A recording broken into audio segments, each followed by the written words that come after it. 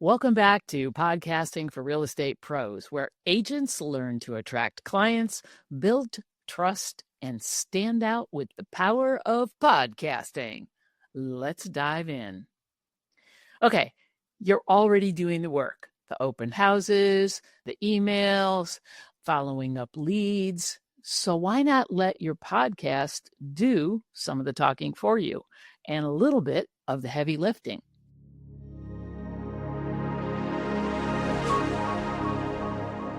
Hey, it's me, Sue Willoughby, your host for Podcasting for Real Estate Pros.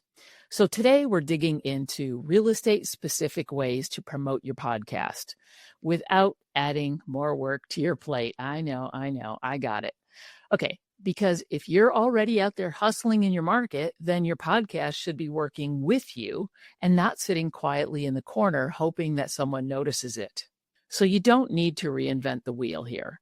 You just need to weave your podcast into the things that you're already doing, into your listings, into your bios, into your emails, client conversations, and yes, your social media posts. So let's turn every touch point into a podcast promo moment without sounding like a broken record, of course. You've got a new listing, pair it with a podcast episode. For example, hey, just listed a fixer-upper. If you're thinking about buying a house that needs a little bit of work, then check out my latest episode on what to watch out for before making an offer. Link in my bio or just search whatever your podcast name is. Next up is your bio. Your podcast belongs in your bio, period, the end. Instagram. Put in your Instagram profile or bio, host of whatever your podcast name is, followed by weekly tips for buyers and sellers, or whatever it is that the focus of your podcast is going to talk about. In your email signature, add a one-liner under your name. Put in there podcast, and then a link to the podcast. In Zillow, Realtor.com, LinkedIn, wherever you're listed, add your podcast to those bios. Don't just say, I'm passionate about helping people buy and sell homes. Say, I host a podcast that demystifies the process for first-time home buyers every week. Follow me and get new tips, so on and so forth. You get the idea. That's trust on autopilot. People say, oh, wow, this agent has a podcast. That's pretty cool. I'm going to start listening. Then they tune in and you've got a new client. You've got a new listener. You're off to the races.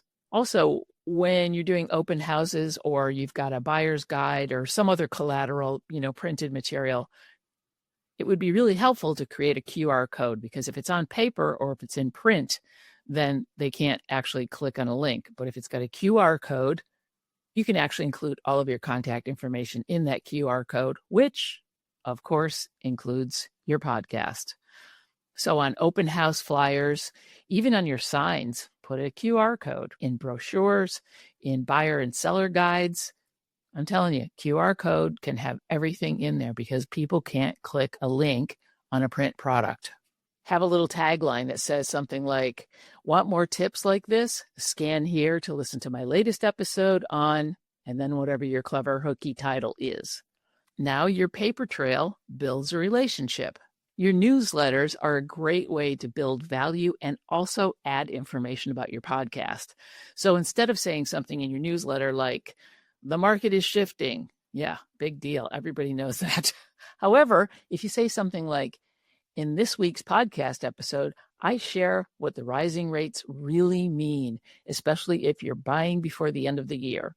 It gives you context, it gives insight, and it'll give them you and your information in their inbox with a clear call to action.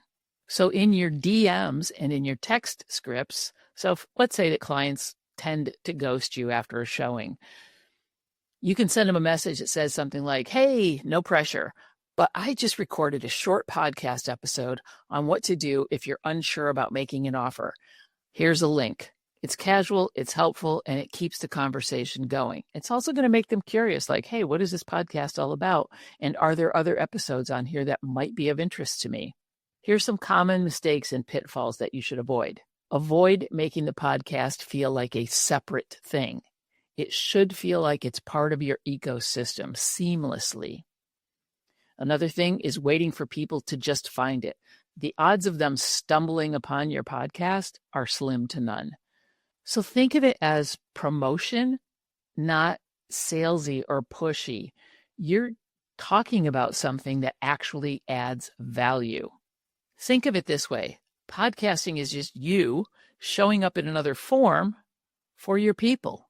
It's not spam. It is service. You're providing value. So think of it that way, and then it will seem less cringy. Your podcast isn't something extra like a side project. It's a brand asset.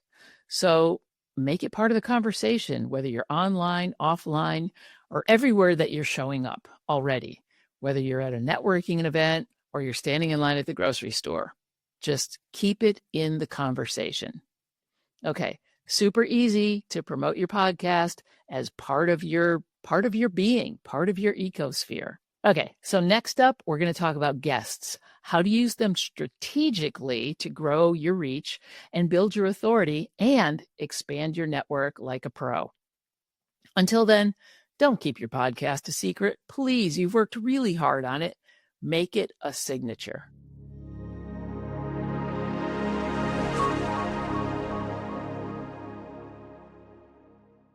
Listening is awesome, but real progress starts with clarity. If you're curious about podcasting for your business, then let's connect. Book a quick call so that we know where you're at and what you need to do next. The link is in the show notes. Book your call today.